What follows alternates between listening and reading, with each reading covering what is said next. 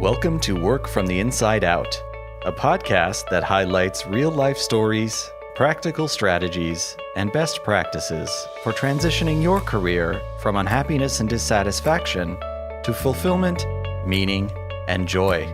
Now here is your host, career and executive coach, Tammy Guler-Loeb. Hey everybody, I am so delighted to introduce you to my guest today, Bill Flynn. Bill is an author, speaker, entrepreneur, coach, and student. His book, Further, Faster, The Vital Few Steps That Take the Guesswork Out of Growth, is hot off the presses. Please join me in welcoming Bill Flynn. Hi, Tammy. Thanks for having me. Happy to have you, Bill. As you know, this podcast is all about work from the inside out. So those steps that many of us have taken over the courses of our careers to find our way through work that is more meaningful and satisfying. So take us back to the earlier years and how those steps took you to where you are today. Yeah. How far back do you want me to go? As far back as you'd like to go. I mean, for many of us, the early years really informed some of the places that we are at today. So I love hearing about people's childhoods or what they dreamed of when they were younger and all that. Feel free to go way, way back. When I was younger, I wanted to be a professional hockey player. I wanted to be Bobby Orr. Uh-huh. I was born in the 60s, so that was a good time. Yeah. And I did. I played in college, so that was, I sort of played at a relatively good level, but never got any sort of further than that. Where did you go to college? St. Anselm's College up in New Hampshire. Uh-huh. So I got to play against people who did play in the NHL, so it was pretty good hockey. Yeah. But I didn't play a lot. I was not a starter. I made it as a freshman, but I stopped after my freshman year. The love for hockey kind of went away, unfortunately. Uh-huh. But from a working perspective, I think I worked all through college. I worked at Papagino's. Since you're local, you know what that is. And yes, I do. I did that for many years. So I've made probably 10,000 pizzas in my day. Uh-huh. A lot of them. I could spin it in my hands. I could do all sorts of cool stuff with it, which is kind of fun. And that really helped me with sort of work ethic. I was asked to sort of help run the store that I was in. I was never in management, but I went as far up as an employee could go in management, which I think was called a shift manager. Mm-hmm.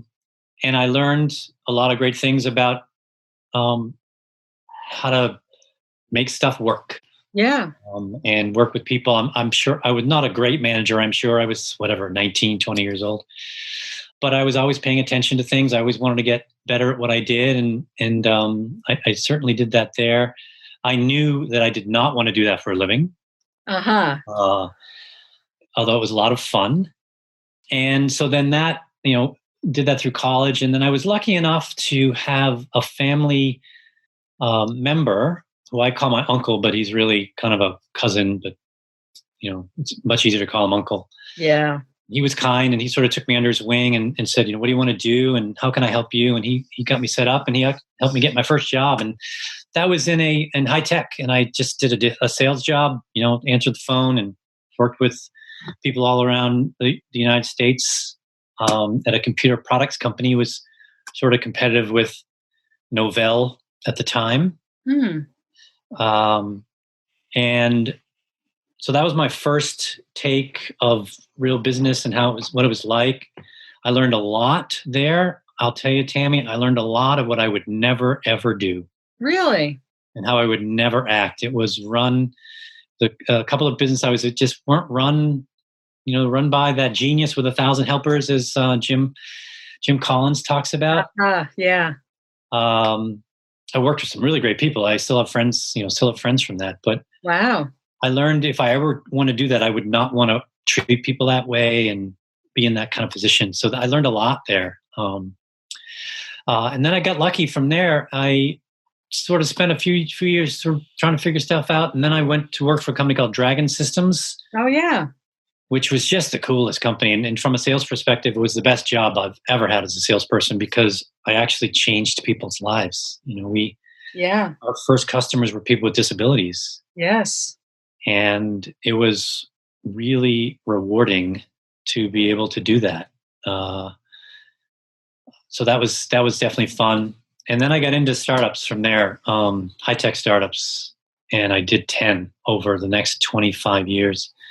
Someone I met at Dragon went off to a company called Open Market, which became a pretty popular startup on the internet in the 90s. We were called the Netscape of the East. Uh-huh. We were one of the first mafias, that they call the open market mafia. Uh-huh.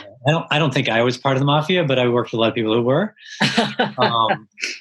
And that was fun. I got connected to 2 or 3 really good people, and we just went from startup to startup. Matrix investors took us and said, "Hey, do it again." And we did it really 4 times in a row. So when you say that, were you part of starting up some new companies? Is that what you mean, that you were in on the ground floor of? Yeah, I wouldn't say ground floor. I was sort of the guy, part of a team who helped this thing scale. I see. Okay. The original idea was there. There was maybe a customer or a few, but now they were trying to say, okay, what do we do next? And Right. and that was my job. I was the only company I've ever founded is the one I'm currently part of, which is me. Okay. So I'm a founder, but Yeah. I don't think that counts. But 10 startups over how many years? That's a Yeah, lot of. 1991, if you count Dragon as a startup, kind of an old startup, but it really was a startup. Yeah. And then I stopped in 2015. So that's 24 years, 25 years, something like that. Wow. Yeah, as I was preparing for this, I sort of counted them out. And if I was really liberal, I was part of a 12 of them, but some were bought. So 10's a good number. Yeah. So let's just talk about that for a moment, because startups are such a big part of our economy now. Yeah. And sounds like you had a lot of experience there. And I assume that you were how did you move from one to the other? Were you always being brought in by someone you knew, or how did that work? Because I think that, such a big part of how people find their next job is usually through someone they know. And we're always talking about networking. And I'm curious if that's sort of the story of your life. When I hear, 10 or 12, different companies, I'm guessing that must have been the case. But yeah, definitely. That's so true. I think I've read a stat like 70% of most employees are hired because they know someone there. Maybe not the hiring manager, but certainly someone. And that is instant credibility and trust and all wonderful things. And that's really what happened is at Dragon, I get hired as an interview. So really out of the blue. And then, as I said, I met someone who's still a good friend of mine. I actually had lunch with him a couple weeks ago. And when he went to Open Market, we kept in touch, and he said, "Hey, you really need to, chat with some folks here, and I think you can help." So I did, and that's where I started. So that was an interview process, but there was, obviously that little credibility, which I think helped. And then from there on, it was 3 or 4 of us. The person who hired me there, I worked really for him. I think for him the whole time, 4 times in a row. So 4 different companies. Yeah, we just went. You kind of moved. You were kind of nomads together, so to speak. Yeah, for about 20 years, I never interviewed for a job, and I had about 5 or 6. I just was like, "Oh, let's do the next one," and we just went in. I had to meet the founder or some of the investors and things, but mostly that was a rubber stamp. Not always, but. And your role was in sales every time? Yeah, sales or marketing. As I got, as time went along, I started to accumulate more front office stuff, right? So sales, and then I took over marketing, and then I took over customer service.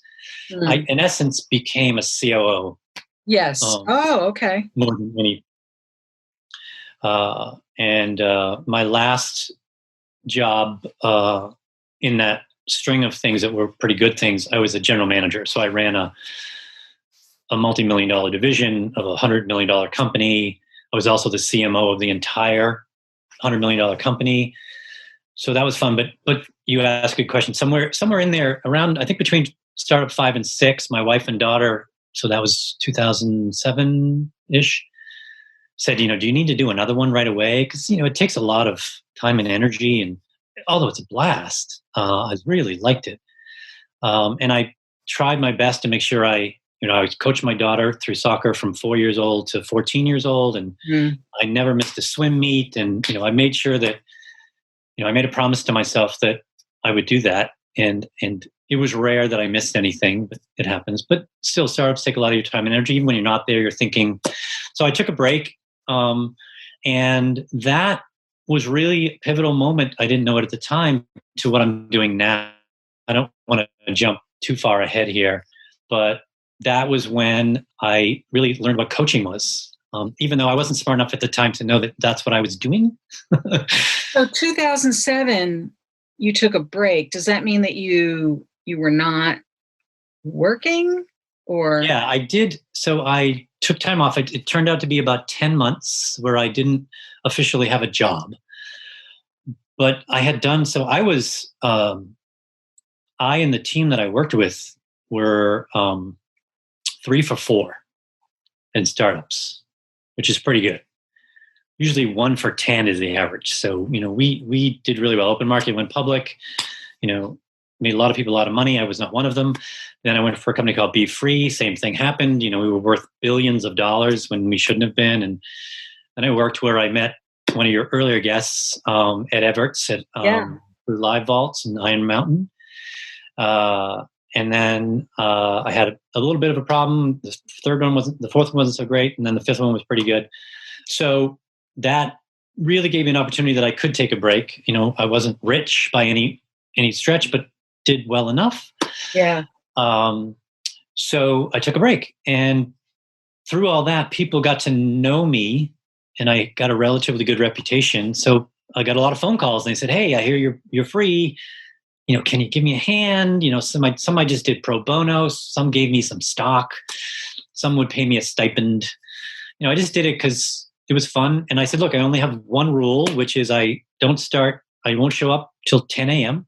Yeah. And I'm leaving at 2. Why? Because I'm driving my daughter to school, and I want to go pick her up when she's done." Uh-huh. I didn't really get a lot of chance to do that in startups. My wife had to do it. So I wanted to try to do that and spend as much time as I could. And that was fun. So when you were, I'm doing air quotes now, when you were taking a break, you were still consulting. Yes, but not on purpose. I didn't really say, let me put my shingle out and be a consultant. I just stopped working, and then people called me, and and I love a good problem. Sure. I can't get away from someone says, "Oh, I wanted some help," and I love helping people. And these were good friends of mine or colleagues that I knew and respected. Yeah. But it wasn't a lot. Yeah. It was enough. Yeah, no, it's great. And you said that at that time you discovered coaching. Did it I have this image of coaching just fell out of the sky and hit you in the head, or what happened? As I said, I wasn't smart enough at the time. I didn't realize I was coaching until years later. But I can tell the story if you'd like. Yes, please. It's an old story. I tell a lot. So what happened was I was brought in by a colleague of mine who I'd worked with in my first job that I mentioned earlier. Yeah. I learned a lot of stuff that didn't go, but I kept in touch with this one guy who's a great guy, Paul. And he said, "Look, I know you're not working, but I've got this person I'm working with." Paul was a fractional CFO. So he was sort of part-time helping them with their finances and accounting and that kind of stuff. And he said, "Look, they need some help, and I think you can help them." I said, "Great. Okay." So I went and met the guy. And he just said, "Look, I just want you to make me look as big as I possibly can, because I've been doing this for a whole bunch of years and I'm tired and I want to sell this thing." And I said, "Okay." And I met some people, and I said, "Great. I have an idea what to do." And I put some processes in place. I, built some things. I hired a bunch of people, and about 10 or 11 months later, they bought, a company bought them, a company called Mindshift. Bought this company. And Mindshift at the time was about a $70 or $80 million company. They were in Waltham, so not too far away. And they were one of the largest IT service providers in the United States.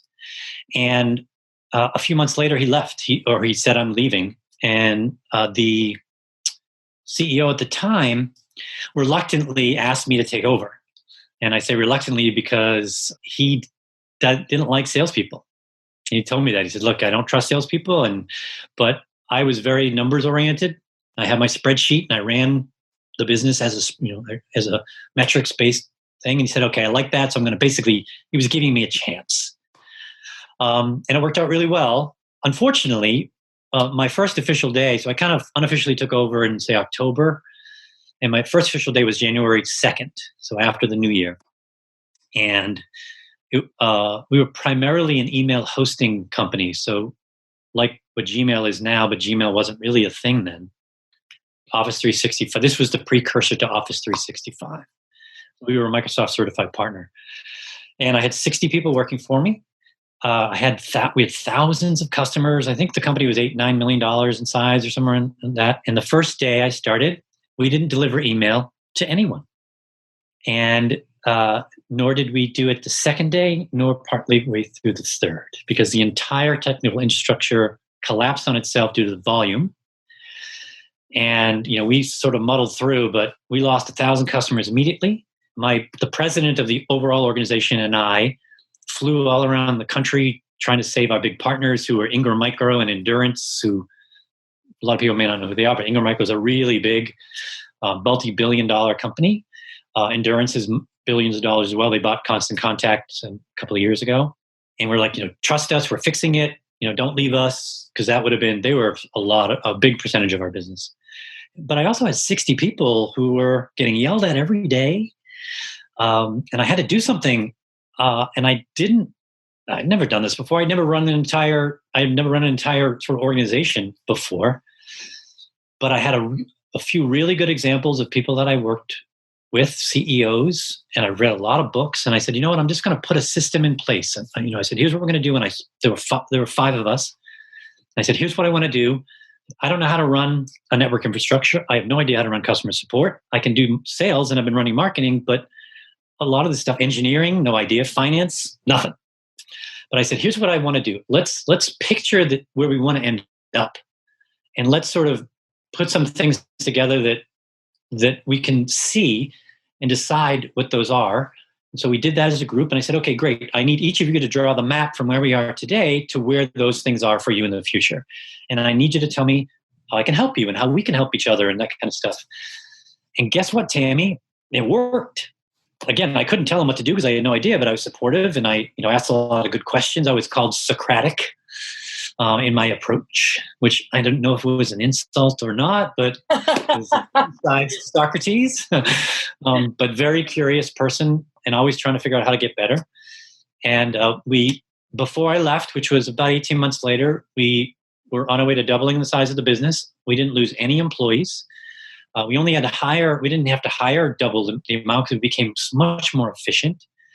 So it was a really good experience. But the best part was 2 of the guys that I worked with they weren't young, but they had never really been in this situation before.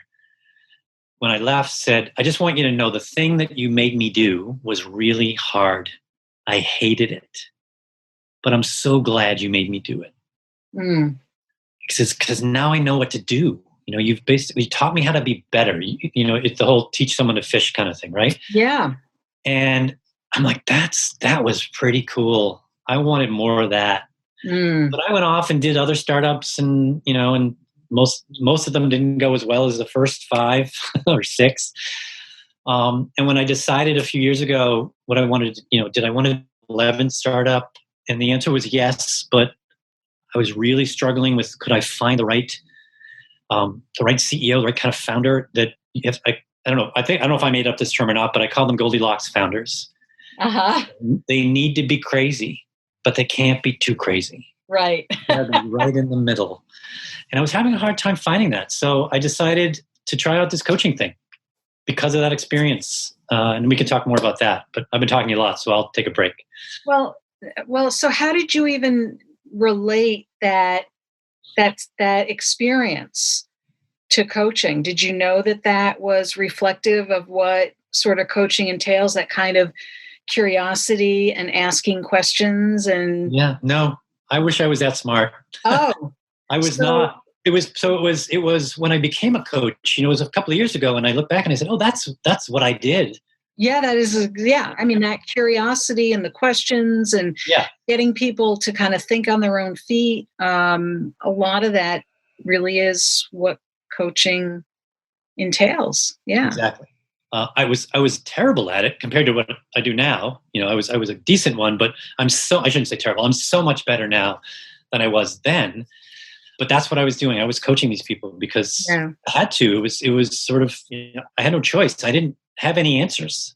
Well, and coaches don't have answers. That's not what coaches are intended to do, right? So, yet there was some expectation that you would have some answers in that situation, right?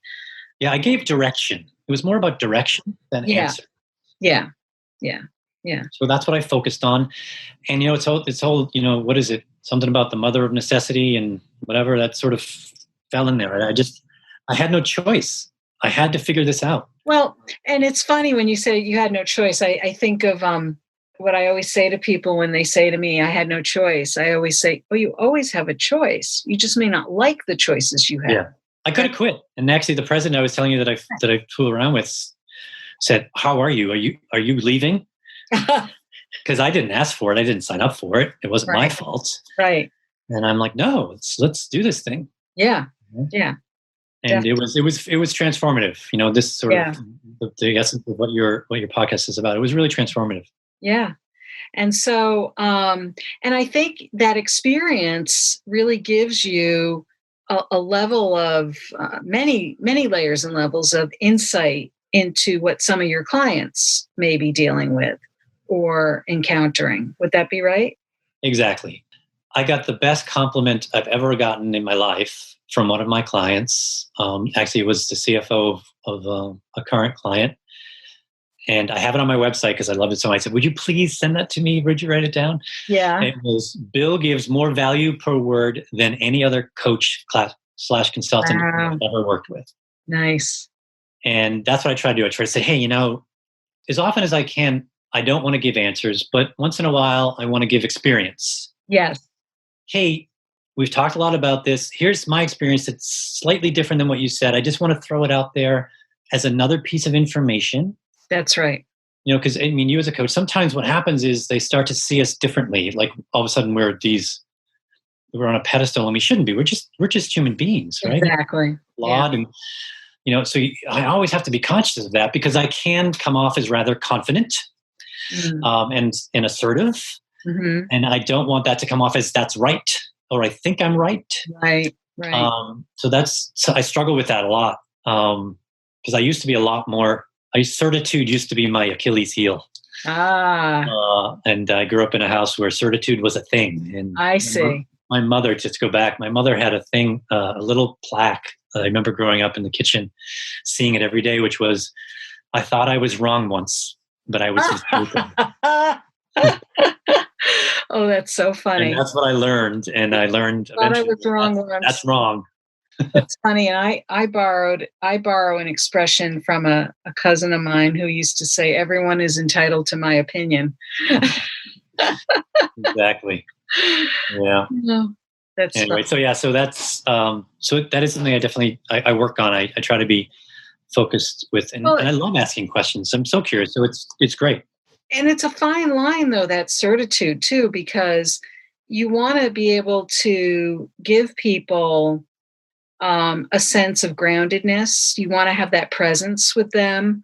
The experience that you bring to the table, the experience, your past experience and your knowledge is valuable. And yet as a coach, it's not about you necessarily saying to people, well, let me tell you what I know, as much as it is about asking thoughtful questions and hopefully being able to, bounce some ideas around with your clients, right? Exactly. Yeah. I do. So I have my brain I found is slightly unique and it's really good at seeing patterns, Mm-hmm. which I try to use to the benefit of my clients. And I'll say, look, what I'm hearing in the last half an hour, 45 minutes, this is the thread that I'm putting through this. Mm-hmm. Again, I try to say, I might be wrong. Right. You can certainly say, I want you to argue with me if you think I'm wrong, but I just want to point that out in case you're not seeing it. Right. And that's been really helpful. And I'm sure it's something partly I was born with and partly I learned it, because I think in startups, you have to find patterns. Yes. So I had this training, I had 25 years of training, finding patterns, especially in sales and marketing. You got to find the pattern or it doesn't work. It doesn't scale. Mm-hmm. So I try to use that. But again, as we talked about, you try to use it in a way that's judicious, right, and helpful, as opposed to directive, saying. Exactly. It's in service to, not to tell someone what to do. Right. Yeah. So I'm curious. So you found coaching in the last few years, it sounds like. Yeah, to 2015. Yeah. And so it sounds like, though, that you're kind of a natural at it. It really came pretty naturally to you. Yeah. So I always knew what a calling was intellectually, but I now know what it is. Mm. I would do this for free. If I could do this, and I do it for free all the time. Yeah. If I could do it I would do it for free anyway. If I could be Bill Campbell, I would be Bill Campbell. I would just do it because it's so much fun. The day, I'm a big Marcus Buckingham fan, and he says, you know what? The way you know that you love something is when time just flies by. Yeah. And those 6, 7, 8 hours that I'm with my clients, a few times a month, I always go in nervous and wondering, how's this going to go? And, did I sleep enough? And, and then all of a sudden it's like 5 or 6 o'clock. I'm like, wow, that was amazing. Wow. So yes, natural, I don't know, but I definitely love it.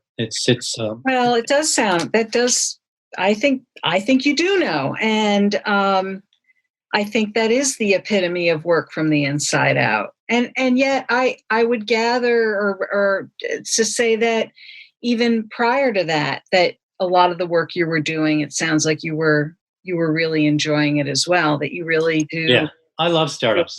Yeah. For a different reason. It was because of the puzzle. Yeah. I love the puzzle. Yeah. And being in sales, you're at the front end of that. Mm-hmm. And there's a little pressure, mm-hmm. which sometimes helps as long as it's not overwhelming. Yeah. But you have to figure out the other person. I think the best salespeople don't make it about them. Right. And I think the best coaches don't make it about them. And I wasn't a very good salesperson for a few years. Yeah. And I studied a lot of beliefs and things, and that happiness is a choice and all these things. And I applied that to my selling. And I said, okay, how can I make this the best situation for them? Right. How can I make sure that when they leave this conversation, they've gotten everything that they need to make the best decision they can? Hopefully it's for my product. Mm. And I got to tell you, after I started doing that about 4 or 5 years in, I was a really good salesperson. Yeah. Number 1, number 2, everywhere I went. Because I think and I was sincere about it. It wasn't a technique. Right. And I said to them, look, I don't want to sell you anything. I want you to buy something that you think is useful to you. And by the way, and if I find that what you're asking for, I can't deliver, then it's incumbent upon me to help you find that. And I've done that with people, and they've referred business to me. Yeah. They went with a competitor or whatever. And I always did this one thing, which I tell all my salespeople. I said, "This is the best question you can always ask at the beginning of any meeting with someone else that you don't really know is, at the end of this hour, would you describe for me the best possible outcome for you? What will have happened?" And I write those things down. Yep. And I would always repeat them back at the end of the hour or whatever it was. And I said, okay, you said these are important. How did I do? What did I miss? And then I would sell a little. I say, you didn't ask for this, but a lot of my best customers think this is important. And I'll give my little thing. Yeah. And man, it worked. It just worked. Yeah. Now, I think this is very, very important, what you're speaking to here. And it's not just about sales. It's about how do you engage people in meaningful conversations to make the kinds of connections that make for productive working relationships. Yeah. And one of those would be a sales conversation, but it could be any kind of productive working relationship. But I would say that, when people ask me, for example, how do you sell yourself? How do you sell coaching? And I would say that I do the same thing that you do, Bill. I have a conversation with them about what's in their best interest, not about how they're going to hire me. Yeah. And I found that the more I did that, the more I had people wanting to work with me or wanting to engage with coaching. Yep. And I think that makes the biggest difference for everybody, right? Exactly. I want to ask you a little bit about your book. Yeah, sure. So, Further, Faster, the Vital Few Steps That Take the Guesswork Out of Growth. Tell our listeners a little bit about the book and how that came about, and what could they expect if they were to pick up a copy of your book? Yeah. So I never intended to write a book. I don't actually like to write, which I think we talked about when we a little while ago. I don't think I'm really good at it. I'm an excellent editor. And I think that applies to the book, because the book is really the 80-20 rule. That's the vital few steps. The law of the vital few is really the 80-20 rule, or also known as the Pareto principle. And that's that, 20% of the effort produces 80% of the results. And it's everywhere in our life. If you look in your closet, the clothes that you wear, if you have 100 things to wear, you wear the same 20 things more often than anything else. Same kind of with food. It just applies to everything. So I took that principle, which I truly believe in, and I wrote a book.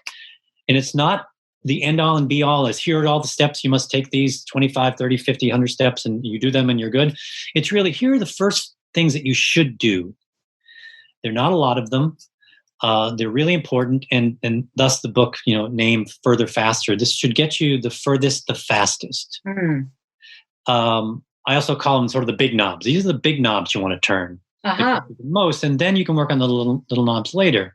Because as you know, as a coach, I have hundreds and hundreds of exercises that I can pull on, right? But that can just be so overwhelming for someone who's trying to make a living or trying to take stress out of their life or whatever it is. And the reason I wrote the book was that I would talk to people. I speak around the country in different things and to clients, and people would come to me and say, what you're telling me is just an unusual take on what I normally hear. So I was hearing my perspective was different, and we should write some of this down. Maybe some said you should write a book. I'm sure some did. So then I decided I'd write a book, and I would try to take that 30 years or so of stuff that I learned and got better and better at, try to get less and less worse at stuff. And I write it down in a very simple way. It's not a very long book. It's 200 and something pages, 270, not super long. But it's those things that I believe that if you did, it's really three things. I believe strongly that performance is a team sport. And we talk a lot about culture and people, and those are really important. Culture is great, but culture attracts people to your company, but they stay because they're on a really good team. The second thing is that strategy and execution are two sides of the same coin. They are inexorably and inextricably connected. And that's what you need to understand. You can be an excellent execution, but if you don't really have a strategy, or you have multiple strategies, then that's when things start to go awry, because people start doing their own thing. And then you get frustrated, and they get frustrated. And then lastly is, and this is coming from a 30-year sales and marketing guy, revenue does not matter. If you want to grow your business, it's all about cash. And especially in, this, I don't know when this is going to air, but in light of everything that's going on with the coronavirus and the economic crisis, cash is really important. And I talked to the people I was working with the book, because I didn't actually write the whole thing. I wrote part of it, but I hired them to help me. And we said, should we put the book out in the middle of the coronavirus thing? And I said, you know what? And we talked about it, is this can't help you now. Right. But if you read the book, and hopefully people have time to read now, because we're all at home. Right. It can help you think about how you might want to do it differently, because it's going to happen again. We had 9/11, just in this century, 9/11, 2008, and now this. It happens. And being prepared, having enough cash reserve, understanding that cash is the most important thing you need to grow. And if you use kind of cash as your financial metric and you say, okay, if I want to have $1 million to spend next year, how much revenue would I need? Right. And that's how you plan, as opposed to, I want to be a $100 million company.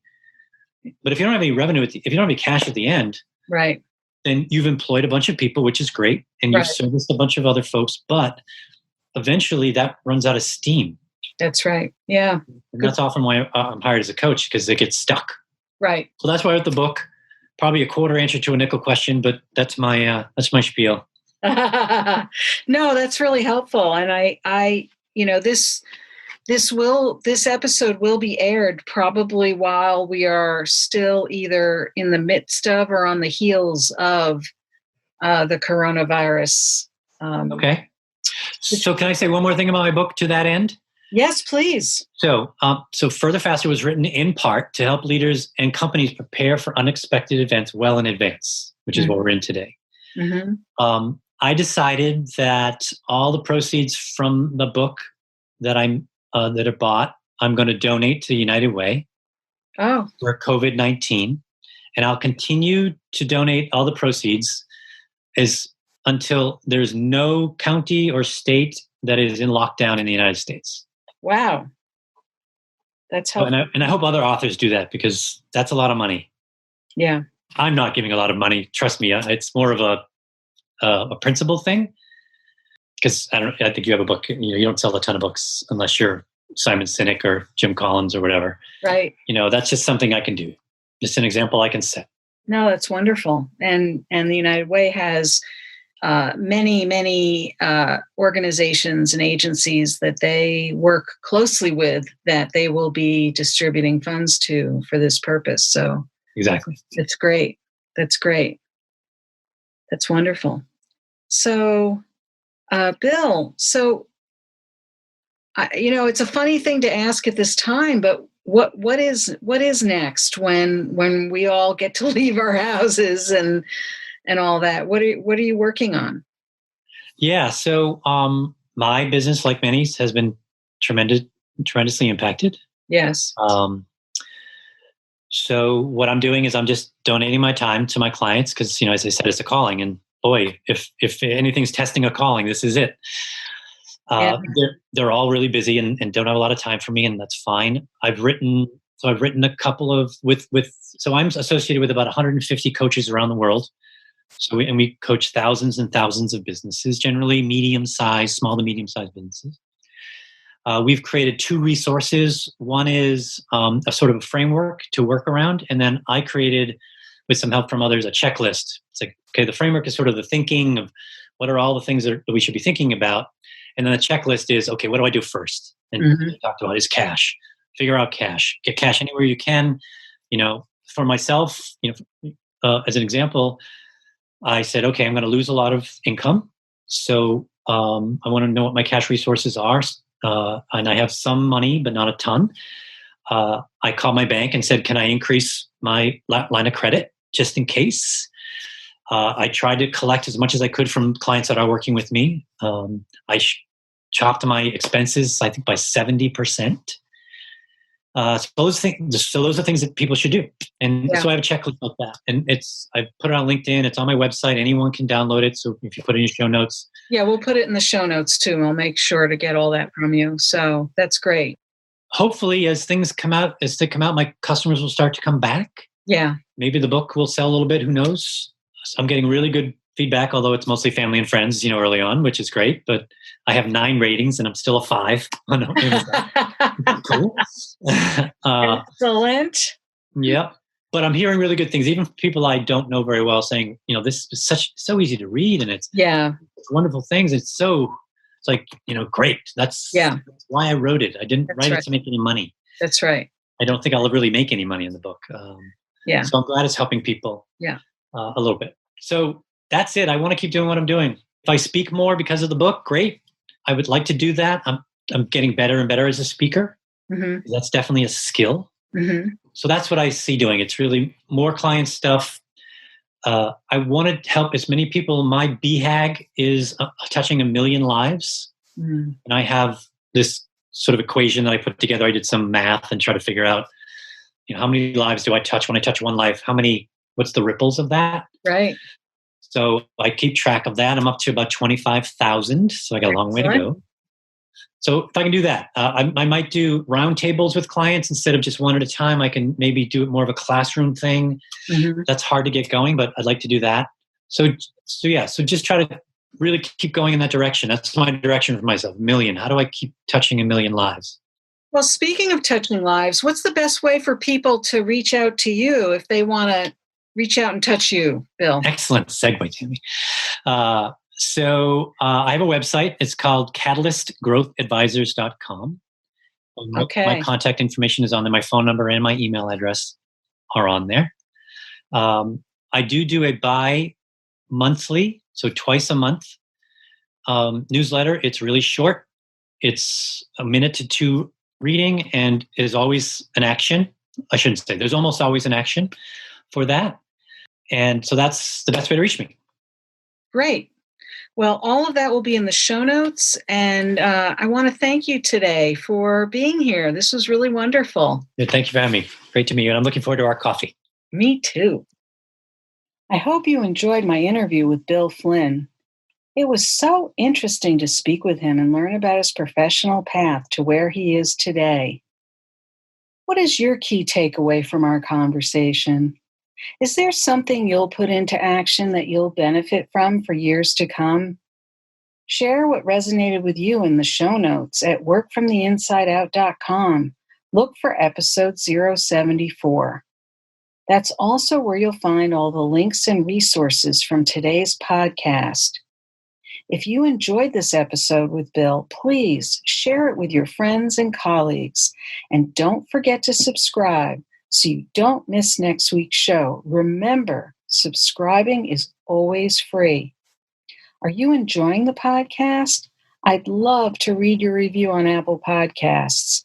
It's easy to find through my website at www.tammygoularloeb.com/podcast. Just click on the Apple Podcast button or follow the instructions provided there. Thanks so much for listening. And remember, it's never too late or too impossible to increase your sense of fulfillment and satisfaction in your work and other meaningful activities. Let me know how it's going for you.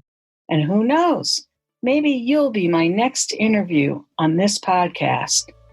Bye for now. Thank you for listening to the Work from the Inside Out podcast.